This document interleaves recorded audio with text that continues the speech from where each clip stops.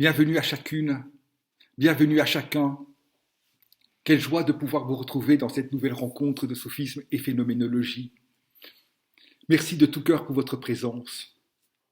Devenir la fille, le fils de l'instant. Quelle merveilleuse expression. Centrale dans le soufisme, essentielle dans tant d'autres traditions spirituelles. Devenir la fille, le fils de l'instant. Mais que faut-il entendre ici par instant? C'est à partir d'une rencontre qui a dernièrement eu lieu au Centre Prospero, à l'Université Saint-Louis Bruxelles, avec Laurent Génie, qui est écrivain et théoricien de l'art et qui nous a parlé du rapport de l'instant à la peinture et à la photographie, à partir de Gaston Bachelard, à partir du Gaston Bachelard de l'intuition et de l'instant. C'est à partir de cette rencontre qui m'a beaucoup interpellé que je désire partager avec vous un petit bout de chemin à propos de cet instant dont il nous faut devenir la fille, le fils. Que nous faut-il entendre ici par instant? Dans un premier temps, je vous propose de dire, toujours dans la perspective que nous développons ici, seulement dans cette perspective, il y a tant d'autres chemins possibles. Je vous propose de dire que l'instant, c'est ce qui vient interrompre le temps, c'est ce qui, au cœur même du temps se faisant, du temps se déployant dans le monde, c'est ce qui, au cœur du temps, interrompt la continuité du temps, interrompt le temps de nos projets, de nos actions, qui interrompt le temps de l'histoire. L'instant est ce qui, dans le temps, interrompt le temps, entendu comme le temps de notre déploiement dans le monde. Le temps, c'est ce qui fait l'instant, c'est ce qui fait événement, irruption, surprise. C'est ce qui ne se laisse pas intégrer dans le mouvement se faisant du temps, dans le mouvement de notre déploiement temporel dans le monde. Il n'y a d'instant que de ce qui, au cœur du temps, vient interrompre le temps, le remettre en question, en ce sens le relancer. Mais comprenons donc bien, c'est le deuxième moment de notre réflexion, que ce qui, au cœur du temps, vient interrompre le temps de nos projets, le temps de l'action, le temps horizontal de notre déploiement dans le monde. Comprenons donc bien que cela même qui vient interrompre le temps, le mettre en crise, le relancer, c'est cela le temps. Le temps, c'est ce qui, au cœur même du temps, ne cesse de ressurgir dans l'inépuisabilité de sa naissance. Il n'y a d'instant que comme ce qui, au cœur du temps, remet en question le temps, le relance, et ce qui, du temps, échappe au temps, c'est le temps lui-même, le temps dans le mouvement incessant de sa naissance. Il n'y a d'instant que comme ce qui, au cœur du temps, dans son excès, dans son événementialité, ne se laisse pas intégrer dans le temps. Il n'y a d'instant que comme ce qui, dans le temps, échappe au temps, mais ce qui ainsi échappe au temps se faisant, au temps horizontal de notre déploiement dans le monde, c'est le surgissement même du temps. Tel est le deuxième moment du chemin. Je propose alors d'entrer dans un troisième moment sur lequel Laurent Génie a beaucoup insisté.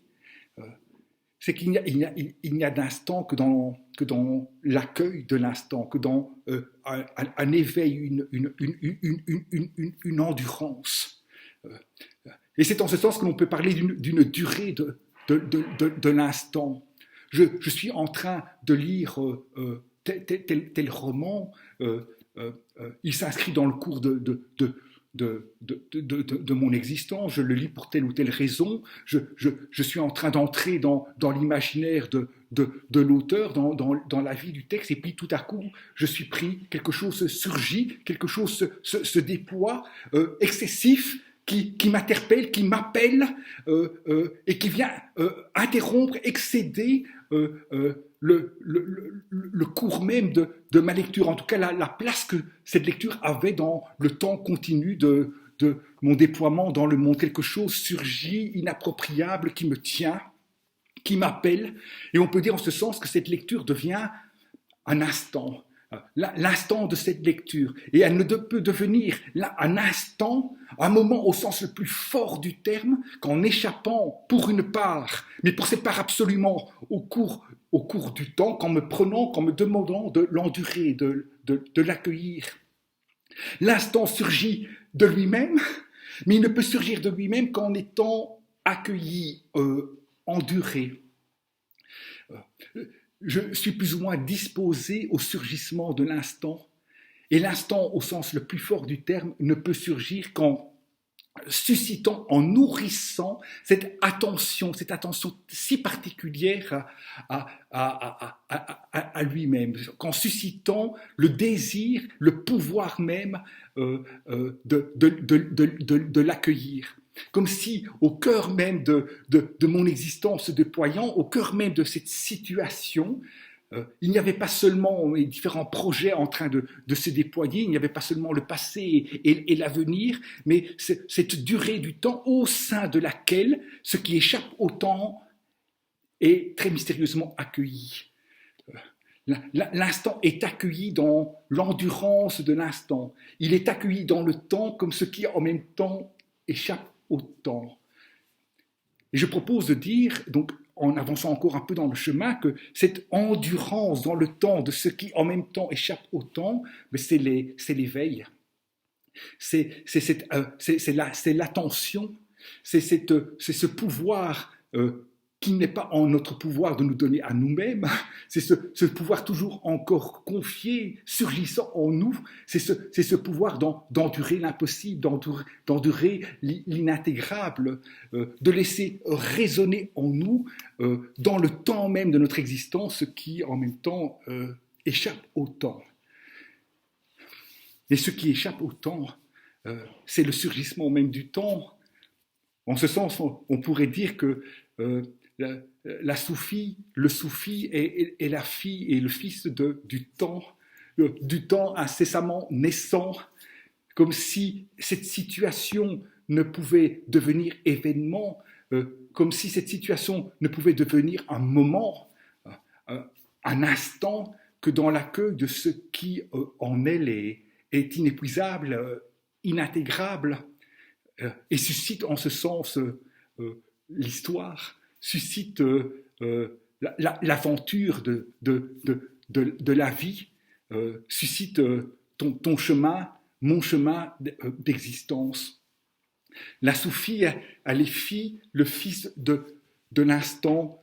On comprend que l'instant, il ne faut pas en ce sens le comprendre de façon temporelle. Oui, il y a des instants tout à fait évanescents, il y a des instants qui durent très très longtemps, qui durent aussi longtemps que l'éveil au cœur même du temps, de ce qui, au sein de ce temps, échappe au temps. En ce sens, je peux dire que cette pièce de théâtre a duré comme un instant.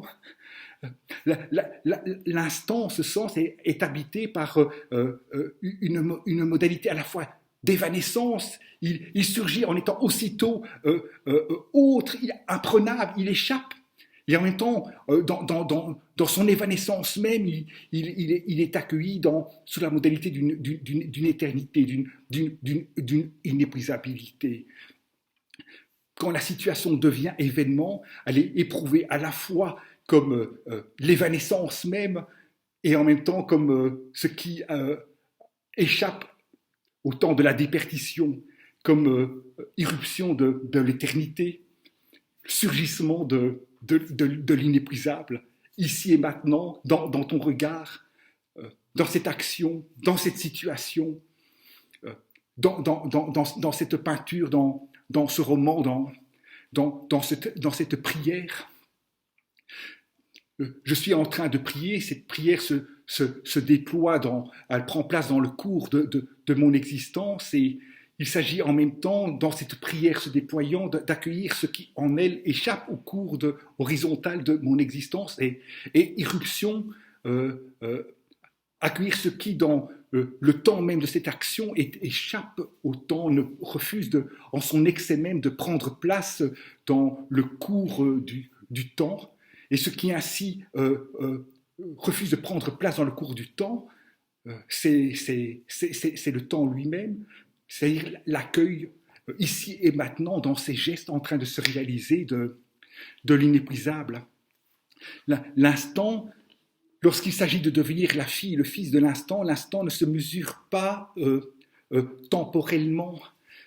Il est une qualité du vécu, une qualité de la situation, en tant que celle-ci, se déployant dans le temps, échappe en même temps fondamentalement au temps, échappe fondamentalement au temps de la continuité, au temps de l'histoire. C'est dans ce sens encore, à partir d'un certain René Guénon, par exemple, et son symbolisme de la croix, que nous pourrions déployer cette problématique. Il y a le temps horizontal de mon déploiement dans le monde, et puis il y a cette incessante verticalisation de nos existences, comme si à chaque moment du temps, le temps s'interrompait, se brisait, était habité par un excès qui est le surgissement même du temps. Le soufi a les filles, il est fils de l'instant en tant que dans son travail incessant d'éveil, il laisse chacune des situations qu'il vit être à la fois ce qui prend place dans le temps et ce qui déborde le temps, échappe au temps. Mais ce qui échappe au temps est le surgissement même du temps, le surgissement même de l'existence radicalement singulière de chacune et de chacun d'entre nous. En ce sens, nous sommes appelés à laisser toute notre existence devenir instant, devenir ce en quoi tout à la fois le temps naît et s'interrompt, ce en quoi nous naissons au monde et nous laissons cette naissance au monde ressurgir encore et encore et encore, devenir fils de l'instant, c'est vivre chaque moment du temps comme une naissance du temps, se laisser cueillir, se laisser engendrer par l'instant du monde, et dans cet instant du monde, par celui et celle qui dit « sois l'énigme que tu es, sois l'inépuisable que tu es », laisse chaque situation de ta vie devenir la naissance de l'énigme, le surgissement de l'inépuisable, une manifestation amour, devenir la fille, le fils de l'instant.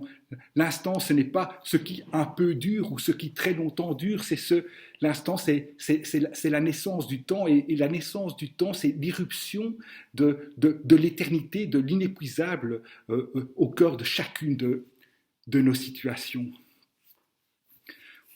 Voilà ce que je désirais partager avec vous aujourd'hui. Merci de tout cœur, à la joie de vous retrouver peut-être. Merci.